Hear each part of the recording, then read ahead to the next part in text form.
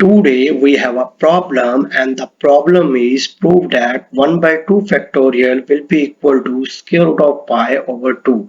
Most of the students mess this up. So let's start this problem. So first of all, I'm going to take the gamma function, and we know that gamma of x will be equal to integral 0 to infinity t power x minus 1 e power minus t dt for x greater than 0. So it satisfies gamma of x plus 1 is equal to gamma into gamma of x. For non-integer values, x factorial will be equal to gamma of x plus 1. Now, by using the definition, 1 by 2 factorial will be equal to gamma of 3 by 2. And we will apply gamma of x plus 1 is equal to x times gamma of x. When we apply that, our x will be equal to 1 by 2. So this means we have gamma of 3 by 2 will be equal to 1 by 2 gamma of 1 by 2. Now we can find the value of gamma of 1 by 2, that will be equal to integral 0 to infinity t power minus 1 by 2 e power minus t dt.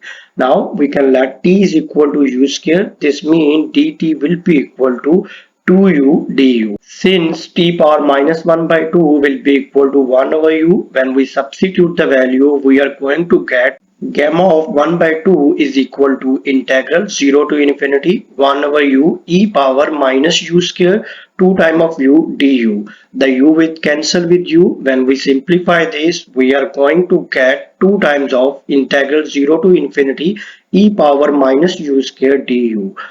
Now we know a famous result that says integral minus infinity to infinity e power minus u square du will be equal to square root of pi. Since e power minus u square is even, so I can write this just like that. Integral 0 to infinity e power minus u square du will be equal to square root of pi over 2. Therefore, gamma of 1 by 2 will be equal to 2 times of square root of pi over 2. So we are going to get square root of pi. Now we already know that 1 by 2 factorial will be equal to gamma of 3 by 2. So gamma of 3 by 2 will be equal to 1 by 2 gamma of 1 by 2. And we know the value of gamma of 1 by 2, that will be equal to square root of pi. So when we substitute the value, we are going to get 1 by 2 factorial will be equal to square root of pi over 2. So this is our answer. If you like my video, please subscribe, and also if you have any question, please write that question in the comment. Thank you.